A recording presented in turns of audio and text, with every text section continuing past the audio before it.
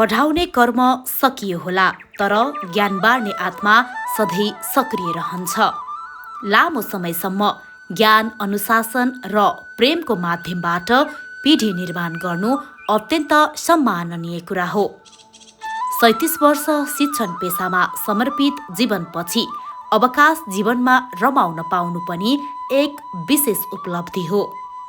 उहाँ हुनुहुन्छ निवृत्त शिक्षक बादल सिंह थापा, जसले आफ्नो जीवनलाई शिक्षामा समर्पित गर्नुभयो। भारतको दार्जिलिङमा जन्मनु भएको उहाँ परिवर्तनको यात्रामा बाल्यकालका यादहरू बोकेर नयाँ भूमिमा नयाँ पहिचान बनाउँदै विक्रम सम्वत 2020 सालमा सानै उमेरमा बुबा आमासँग नेपाल आउनुभयो। बाल्यकाल दार्जिलिङको काखमा हुर्किए पनि नेपालको डाँडाकाँडा हुँदै चितवन जिल्लामा आएर सपनाहरू हुर्किए। आज मैले उहाँसँग रहेर कुराकानी गर्दैछु। आशा छ हामी सबैका लागि उहाँसँगको कुराकानी उपयोगी र अत्यन्तै प्रेरणादायी हुनेछ।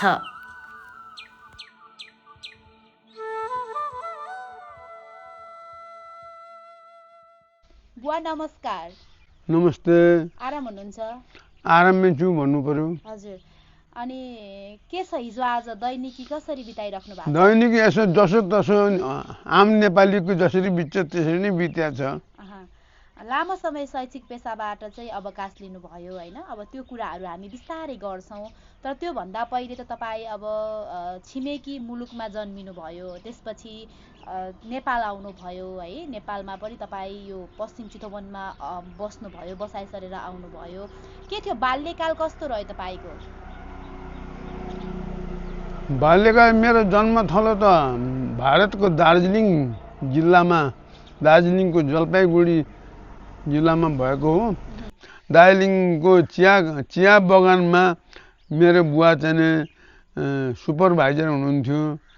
आमा पनि चिया बगानमा काम गर्नुहुन्थ्यो। बुवाको त्यहाँ अवकाश भएपछि हाम्रो पुरानो थलो नेपाल रहेछ। नेपालको हाम्रो देश नेपालको यो गोर्खा जिल्ला रहेछ।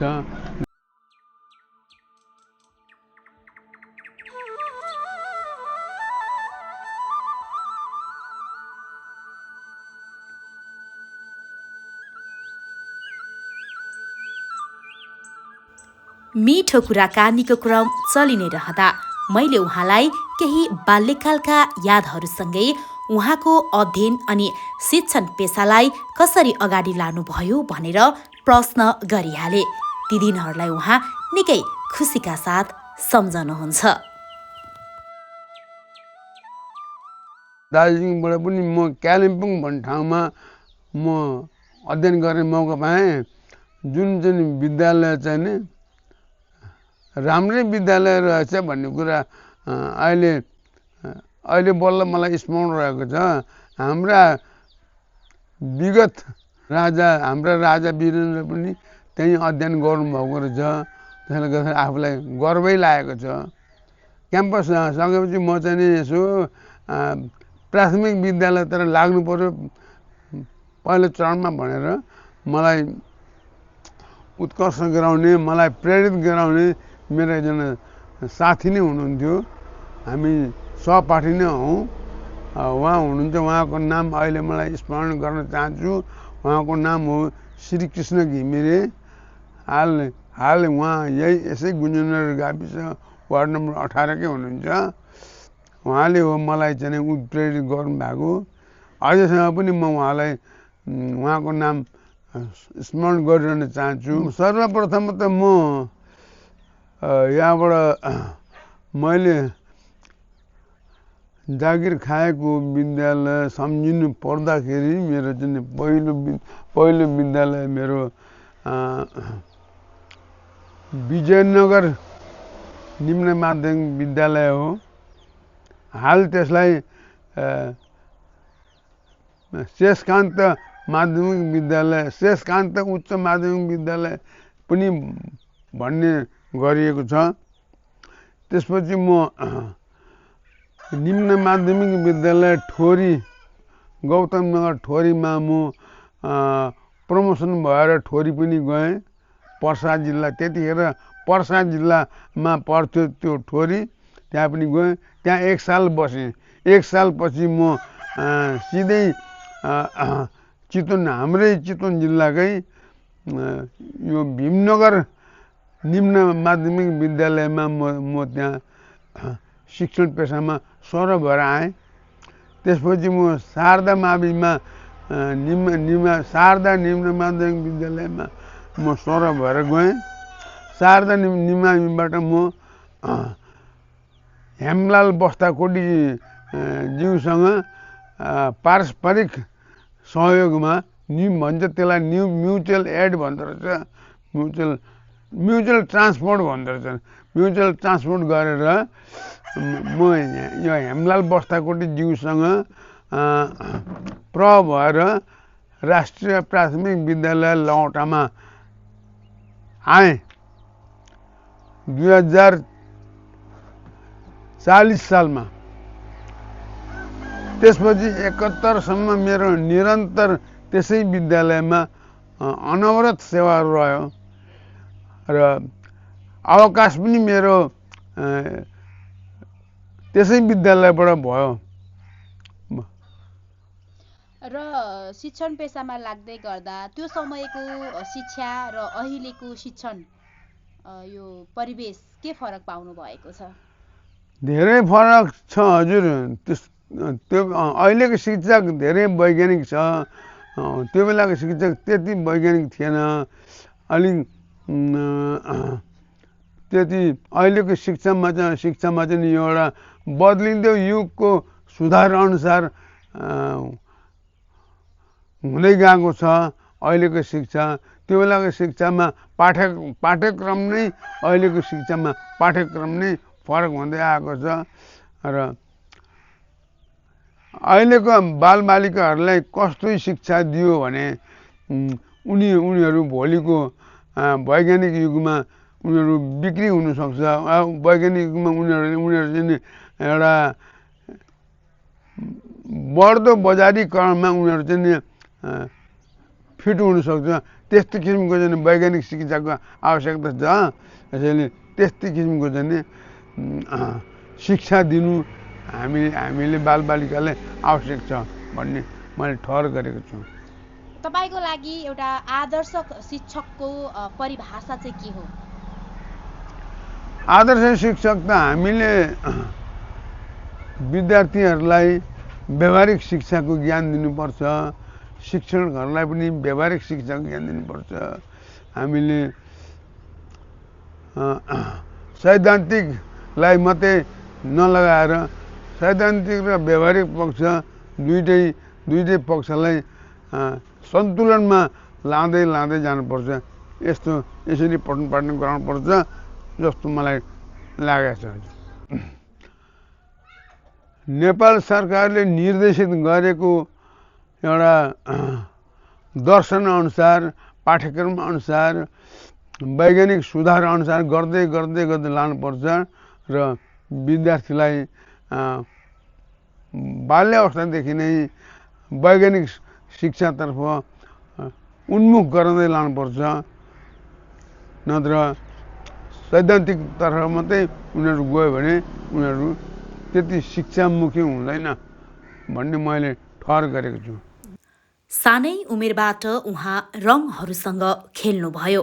आफ्नो बुबाले घरमा नै गुरु राखिदिएर चित्र बनाउन सिक्नु भएको उहाँ बताउनुहुन्छ। रङहरूसँग मात्र नभई उहाँ सङ्गीतमा पनि त्यत्तिकै रुचि राख्नुहुन्छ। फुर्सदको समयमा गीत सङ्गीतमा नै रमाउनुहुन्छ। उहाँको लागि मन बहलाउने मात्र नभई सुख दुःखको राम्रो साथी बनेको छ सङ्गीत।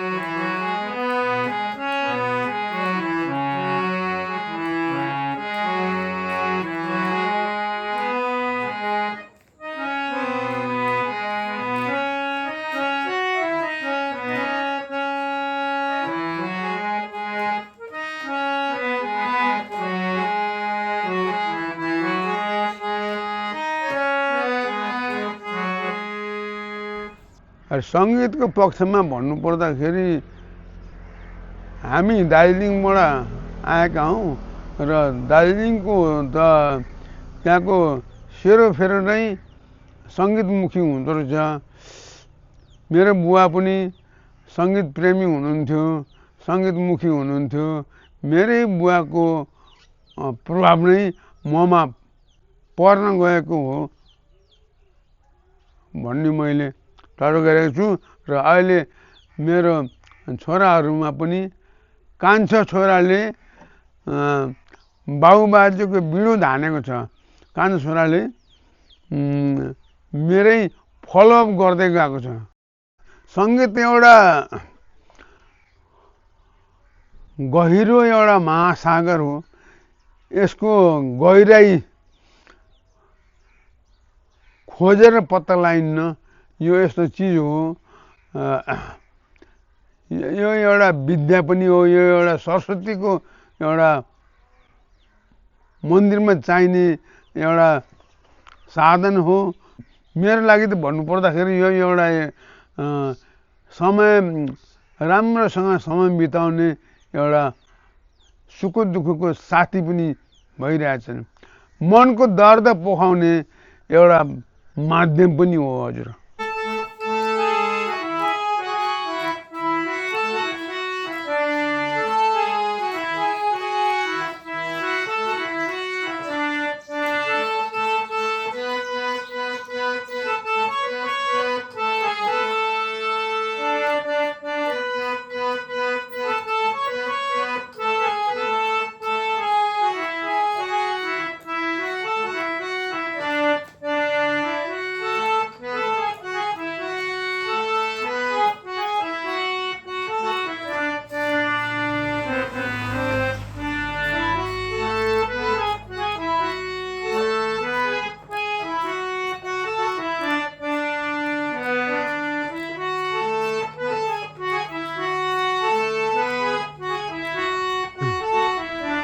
यहाँ जस्तै मिडियाका साथी कर्मीहरूले, नानीहरूले, बाबु नानीहरूले हाम्रा मनका व्यक्तिगत कुराहरू, व्यक्तिगत रुचिका कुराहरू मिडियाको माध्यमबाट पोख्ने मौका दिनुभयो, व्यक्त गर्ने मौका दिनुभयो। यहाँलाई हामी हार्दिक आभार व्यक्त गर्न चाहन्छु।